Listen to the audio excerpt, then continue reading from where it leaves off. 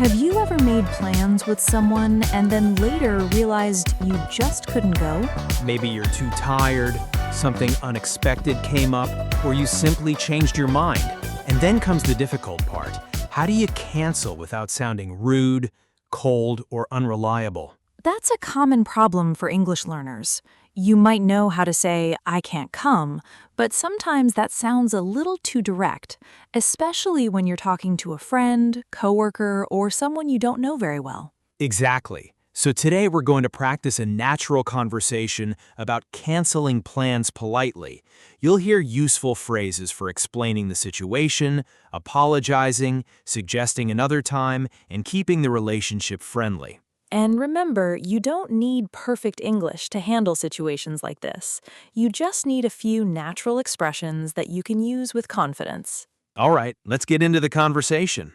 Hey Leo, are we still on for dinner tonight? Yes, definitely. I was actually looking forward to it. I found that new Italian restaurant we talked about, and I made a reservation for 7.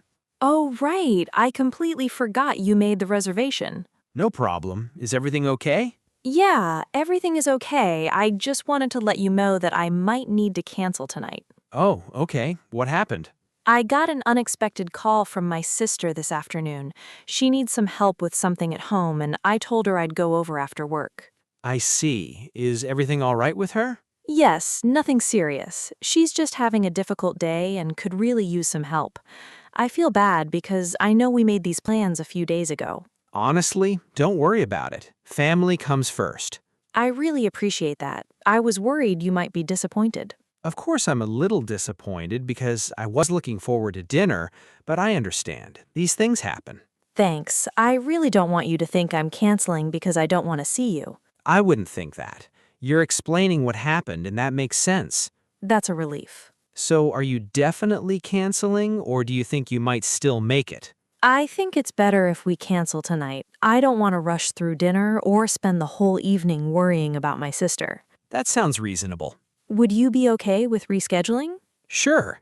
How about Friday? Friday should work. Let me check my calendar. Take your time. Okay, Friday evening looks good. Would 7 work for you? 7 works perfectly. Great. I'm sorry again about tonight. No need to apologize so much. You let me know, you explained the situation, and you suggested another day. That's perfectly polite. I guess I was overthinking it. A little bit. Fair enough. Actually, that brings us to an important phrase. I'm sorry, but I need to cancel. Right. It's simple, but it's much softer than just saying I can't go. Exactly. For example, you could say, I'm sorry, but I need to cancel our plans tonight. Or I'm really sorry, but something came up and I won't be able to make it. And I won't be able to make it is a very useful expression.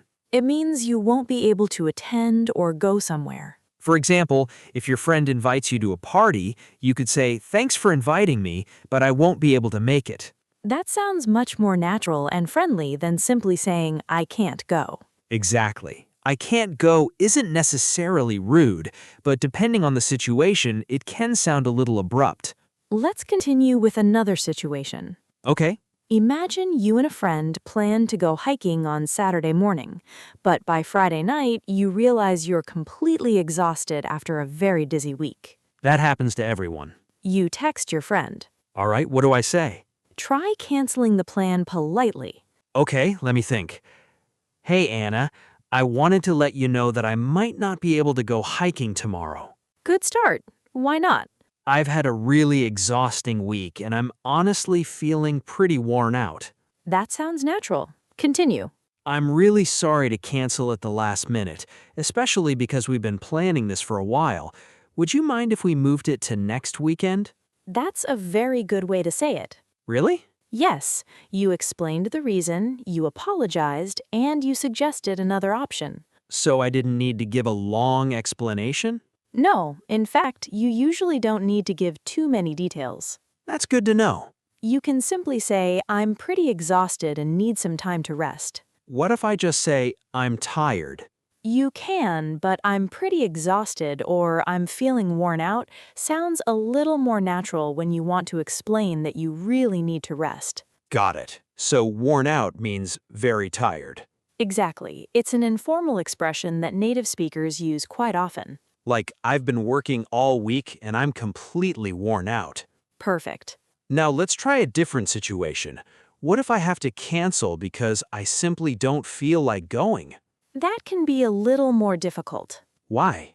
Because saying, I don't feel like going can be honest, but it might sound insensitive depending on the person and the situation. So, what should I say? You can be honest without sounding dismissive. For example, You might say, I'm sorry, but I'm not really up for going out tonight. not really up for? Yes, I'm not up for something means you don't feel like doing it at that moment. So I could say, I'm not really up for going out tonight.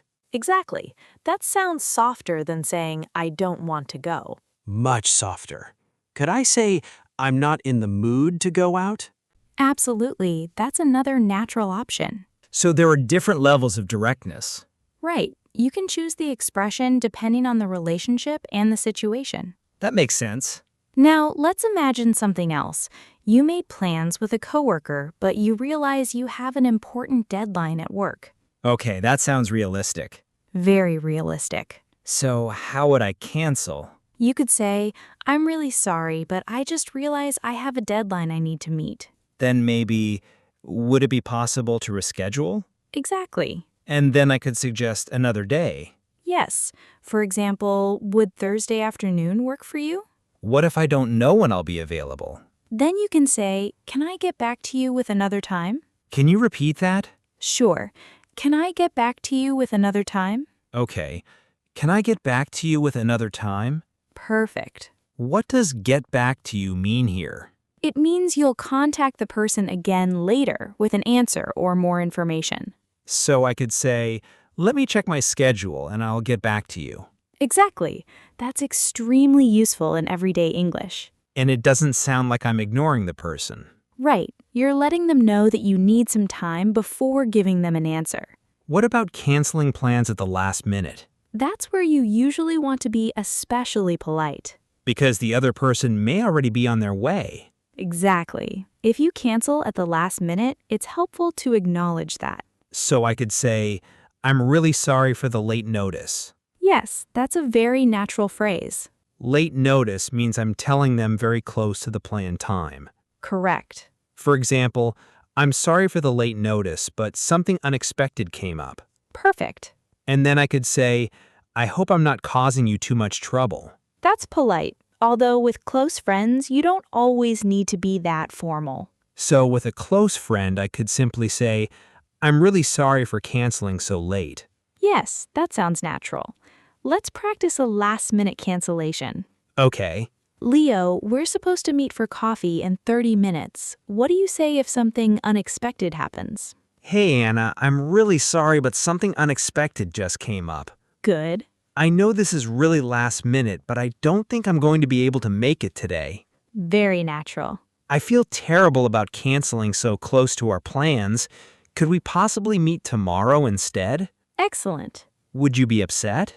I might be a little disappointed, but I'd probably understand. What if you already drove to the coffee shop?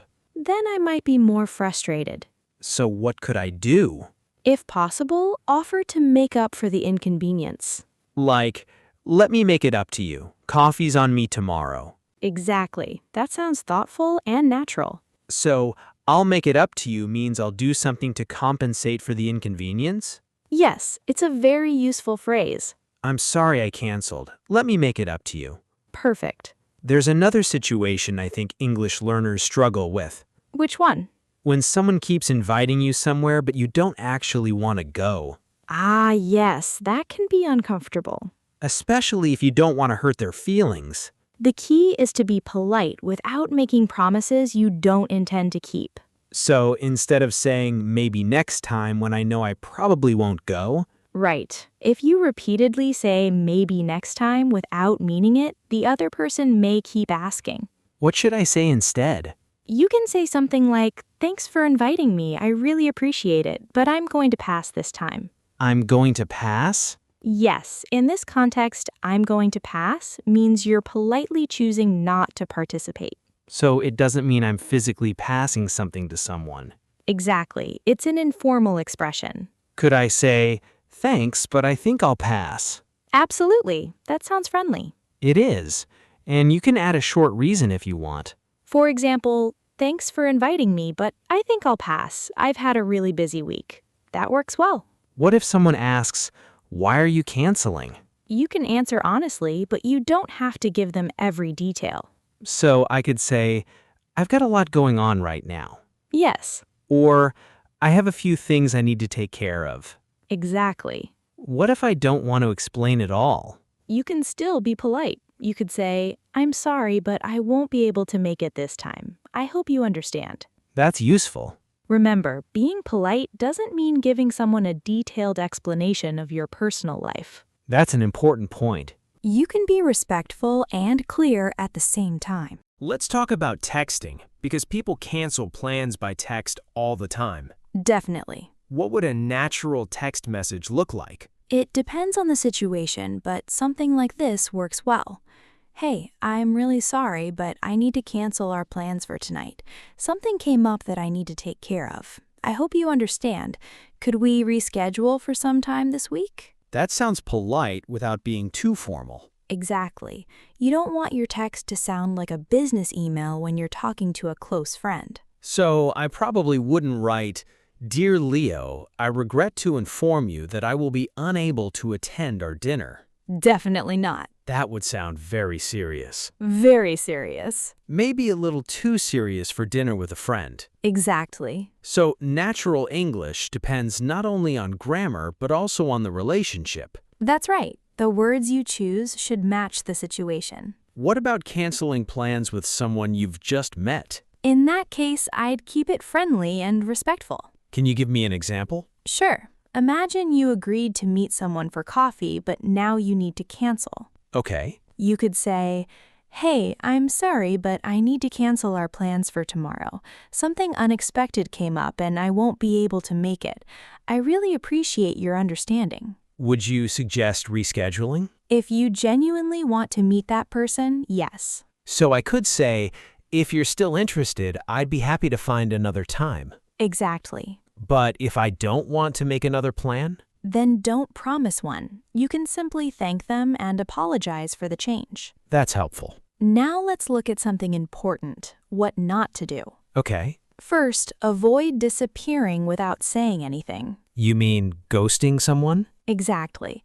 If you made plans and can't go, a short message is usually much better than saying nothing. Even if I feel awkward? Especially then. What else? Try not to give an obviously fake excuse. Because people can sometimes tell. Right. You don't need an elaborate story. A simple, honest explanation is usually enough. Like, I'm sorry, but I need to cancel because I have too much going on today. Yes. And don't blame the other person. Exactly. Avoid saying something like, I'm canceling because you always choose places I don't like. That would probably end the friendship. It might. Fair enough. There's also a difference between canceling once and constantly canceling. That's true. If you cancel occasionally because something unexpected happens, most people understand. But if you cancel every time? Then people may start feeling that you don't respect their time. So being polite is not just about the words. Exactly. It's also about your behavior. If I make plans, I should try to keep them.